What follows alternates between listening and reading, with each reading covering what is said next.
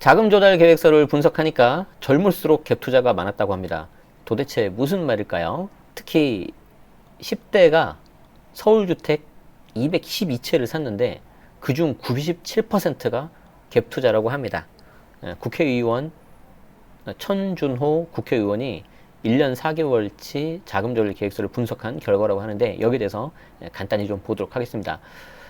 SBS 뉴스에 나온 기사를 잠깐 볼 거고요. 정다은 기자님이 9월 22일 날 올려주신 거고요. 또 하나는 매일경제입니다. 고득관 기자님이 이제 같은 날이죠. 이렇게 올려주신 겁니다. 가지고 분위기가 좀 어떤 건지 그리고 조심해야 되는 건 어떤 건지 좀 간단하게 설명 드려보도록 하겠습니다. 서울에서 집을 사려면 어떻게 구매 자금 마련했는지 자금 조달 계획서라는 걸 써야 되죠. 원래 이게 뭐 조정 대상 지역이냐 아니냐 6억이 넘냐 안 넘냐 그게 달랐는데 최근에는 그냥 조정 대상 지역 이상이면 그냥 무조건 다 해야 되는 거죠.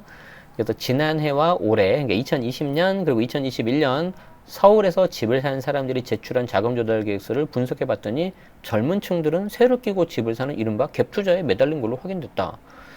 그런데 뭐 그게 뭐 모르겠습니다. 저는 오죽하면 저럴까 싶습니다. 왜냐하면 대출이 안 되잖아요. 그리고 젊은 층일수록 모아놓은 돈이 없을 텐데 그렇잖아요. 물론 저걸 이제 너무 남용하면 문제가 되겠지만 자 서울 강서구 이 아파트 84제곱미터형 매매가가 지난 7월 7억 3,500인데 전세가 5억 7천인 거죠. 전세를 끄면 1억 6천만 원만 보태도 살 수 있는 거다 보죠. 살 수 있는 거죠.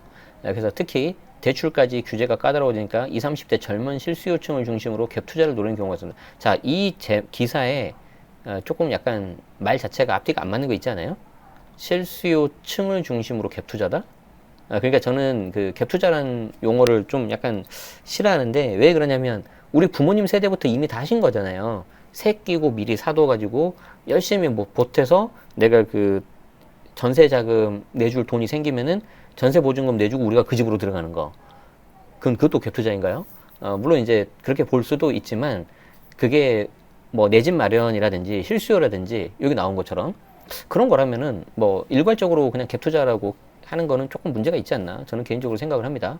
자 어쨌든 이 20, 30대 젊은 실수요층들이 이렇게 갭 투자 세를 끼고 많이 사는데 왜 그럴까? 여러 가지가 있겠죠. 나중에 집값이 오를 걸 예상하고 사는 경우도 있고 아니면 나중에 이제 실제 들어갈 걸로 사는 건데 지금 이 기사 쓴 것만 보면은 좀 뭔가 말이 앞뒤가 안 맞는 것 같아요. 이거는 월세 받으면서 있다가 나중에 늙어서 갈 데 없으면 들어와서 사야겠다.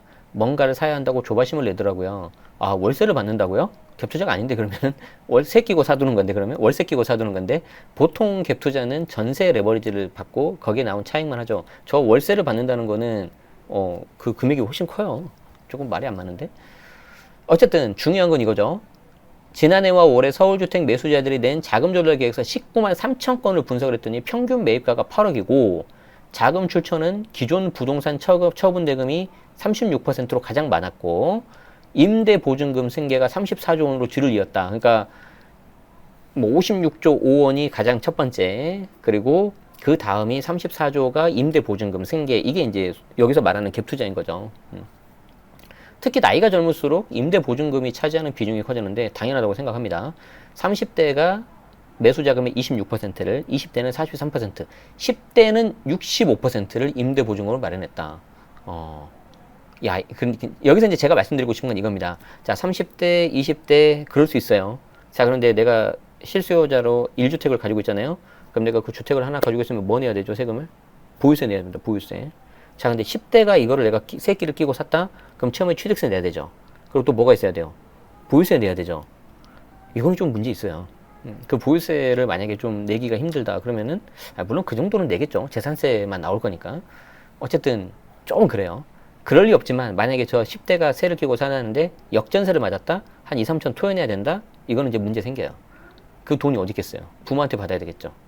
그러면 그 경우에 현금 부족한 거에 대해서는 증여 이슈가 나올 수 있습니다. 특히 10대는 증여 또는 상속받은 돈을 보태서 갭 투자에 나선 걸 찾았습니다. 에이씨. 이 녀석들. 뭐 예상을 했지만. 그렇죠? 네. 자, 추첨을 통한 방법이 아니면 공급받기 어려운 분들이 갭 투자에 많이 나선 게 아닌가라고 이제 천준호 민주당 의원이 이제 말씀을 하시네요.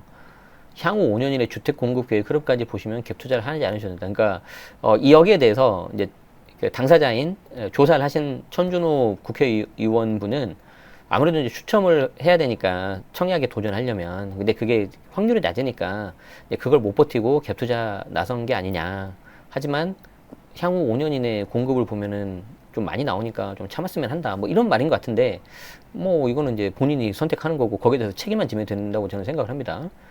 자, 치솟는 집값과 전세값이 젊은 층의 추경 매수와 갭 투자로 이어지는 건데 매수 심리가 안정되기 전에는 이런 현상이 이어질 전망입니다. 자, 관련된 기사 하나 더 보겠습니다. 여기는 이제 좀 더 10대를 좀 타겟으로 했어요. 10대가 이걸 샀을 때 좀 조심해야 되는 거는 약간 증여 이슈, 그걸 좀 조심하셔야 됩니다. 10대 주택 매매 가운데 97%가 갭 투자다. 이거는 이제 추정해보건데 그런 거죠. 부모 입장에서 내 이름으로 하나 더 살려니 취득세가 너무 많이 나오고 보유세가 너무 많이 나오니까 또 뭔가는 해야 되니까 차라리 자녀한테 증여를 해서 그 돈으로 그냥 너 그냥 살아. 이런 게 있을 수 있겠죠. 아니면 부모가 주택이 없는데 어차피 내가 사고 나중에 증여나 상속할 거면은 야 그냥 처음부터 그냥 네가 살아. 이 돈을 내가 그냥 증여할게. 이게 되겠죠. 전자보단 그래도 후자가 나을 겁니다. 요거는 이제 앞에 나온 내용이죠. 이중 자금 마련을 조사를 해보니까 임대보증금 승계로 기재한 매매 건수가 206건으로 갭 투자 비율이 97%에 달했다. 야, 그러니까 자금 조달 계획서가 아까 전체 몇 건이었습니까?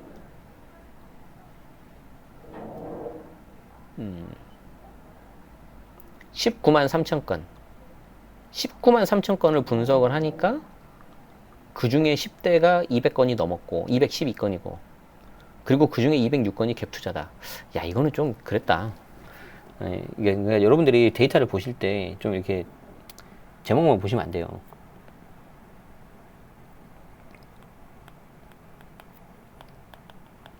전체 19만 6천 건. 이게 이제 2020년부터 2021년까지 자금 조달 계획서. 그리고 요 중에 216건. 여기가 이제 10대라는 거죠, 10대. 그리고 이제 요 216건에 97%인 212건이 이제 갭 투자인 거죠. 자, 그러면 이 네 건은 뭐지? 야, 증여받아 샀겠죠.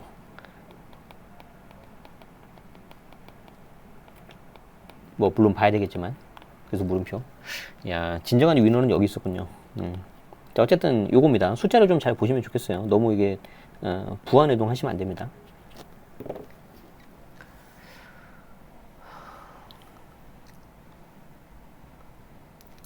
(20대도) 갭 투자 비중이 높았다. 갑자기 만으로 확 올라가죠. 1134건 가운데 7180건이 갭 투자로 조사됐다. 자, 그렇기 때문에 뭐를 제가 말씀드리고 싶냐면은 항상 그 세무조사라든가 세무검증 같은 경우에는 여러분들 중간이 가장 좋습니다. 그러니까 우리 남자분들, 저 포함 남성분들은 특히 공감하실 텐데 우리가 군대 가 있으면 뭐죠? 그냥 무조건 중간이죠. 애매하면. 가운데 있으면은 좀 이게 괜찮으니까. 여기도 다른 거에 이제 묻혀서 갈 수가 있는데 전체 19만 6천 건에 216건은 딱 10대니까 좀 너무 튀어요. 이거는 전수조사 금방 할 수 있어요. 거기에 대해서 이제 뭐 자금 조달이라든가 문제 없으면 아무 문제가 없습니다. 그런데 아까 말씀드린 것처럼 향후 계속 이 주택을 보유하면서 생길 수 있는 보유세라든지 그리고 이걸 내가 하면서 가져가는 취득세라든가 그런 거에 대해서는 자금이 좀 출처가 명확해야 됩니다. 30대부터는 갭 투자 비중이 40%로 낮아졌다. 왜? 당장 살아야 되거든. 내가 지금 실거줘야 되거든요. 40대도 46%, 50대 45, 60대 이상 40. 여기는 이제 좀 아무래도 투자용으로 봐야 될 가능성이 높겠죠. 전체 서울 주택거래에서 갭 투자가 차지하는 비중은 47%였다. 자, 그래서 이걸 보면 어떤 생각이 드세요? 여러분들. 서울 집값이 내려갈 여지가 있을까? 약간 그 생각이 들더라고요, 저는. 자, 20대와 30대 사이에서도 자금 출처의 차이가 크게 나타났다. 30대 주택 매수자의 평균 주택가격은 7억 4,100이고 자금 출처가 임대보증금이 1억 9천, 26%, 부동산 처분, 그래도 여기는 기존에 어떤 뭘 처분해가지고 낸 겁니다. 금융기관 예금 9,500만원, 그리고 20대에 매수한 거는 4억 7,200이었는데 2억 144%로 임대보증금 비중이 43%. 그러니까 이거 가지고 내가 레버리지 하겠다는 거죠. 대출이 안 나오니까 그런 거죠, 지금. 주택담보대출이 6,300. 야, 이게 어디까지나 평균인데 13%밖에 안 돼. 13%밖에 안 돼. 그래서 이런 것들을 좀 많이 좀 보셔야 될 필요가 있고요. 여기에 대해서 이제 조사를 한 천준호 의원은 무리한 갭 투자를 막기 위해서 내 집 마련이 점점 더 어려워질 것이라는 불안 심리를 잠재워야 된다.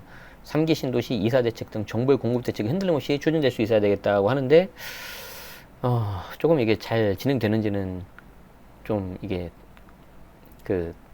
안타깝긴 합니다. 자, 그래서 사실 여기에 대해 이런 거 가지고도 굉장히 여러 가지를 좀 많이 해석할 수가 있긴 해요. 대출 비율이 이렇게 낮은 거 보니까 상대적으로 뭐 그러면 안 되지만 외부 충격 같은 게 왔을 때 좀 그래도 충격이 좀 덜할 수 있다. 사실 우리가 2008년 리먼 해외 금융 위기 그거 왔을 때도 그래도 계속해서 규제가 들어가서 상대적으로 대출 그게 좀 줄어들어서 좀 그나마 괜찮았다고 제가 알고 있거든요. 그래서 이제 그런 부분도 좀 종합적으로 보시면 좋겠고, 사실 여기에 대해서는 우리가 이제 자금 조달 계획서는 우리가 기존에 한번 그 세무사님 모시고 저희가 특강을 한번 들었지 않습니까? 지금 앞으로 한 11월 중에 제가 한번 다시 한번 모셔가지고 최근 업데이트 된 거, 그리고 최근 조심해야 되는 거, 자금 조달 계획서 작성 같은 거 할 때 그런 부분을 또 한번 모시고 들을 예정입니다. 그래서 우리 관심 있으신 분들은 멤버십 가입하시고 명사초청 특강 들으시면은 좀 도움 되실 것 같고요. 그리고 이제 이렇게 해서 내가 집을 사는 거를 봤을 때 이제 세금적인 측면에서는 당연히 처음에 자금 조달 계획서 쓰는 거 조심하셔야 되고, 두 번째는 이걸 계속 유지를 해야 되지 않습니까? 그래서 유지를 하는 상태에서 내가 보유세라든가 그런 거 낼 거 계획이 있으셔야 되고, 특히 더 중요한 거는 내가 세대 분리를 할 수 있어야 돼요, 자녀가. 근데 아까 10대는 안 되죠. 왜냐하면 성년이 아니잖아요.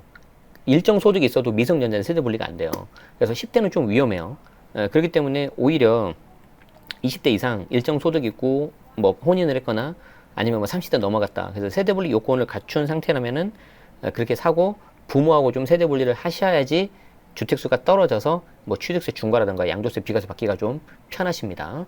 그래서 거기까지 좀 여러분들이 아셔야 되고, 한 발짝 더 나아간다면은 자, 이런 내용을 보시면서 향후 서울 집값 부동산 시장이 어떻게 될 거냐, 주택 시장이, 그걸 한번 여러분들이 생각해 보셔야 돼요.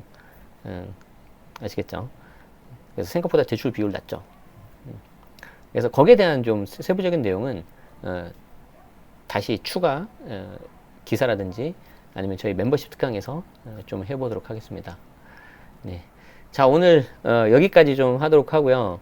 오늘 밤 9시에는 예고 드린 것처럼 멤버십 특강이 있습니다. 그래서 우리 여기 배지 보이는 여러분들, 멤버분들은 9시 한 1, 20분 전에 제가 오픈해 놓을 테니까 제가 이번에 링크 커뮤니티하고 텔레그램에 잘 공유하겠습니다.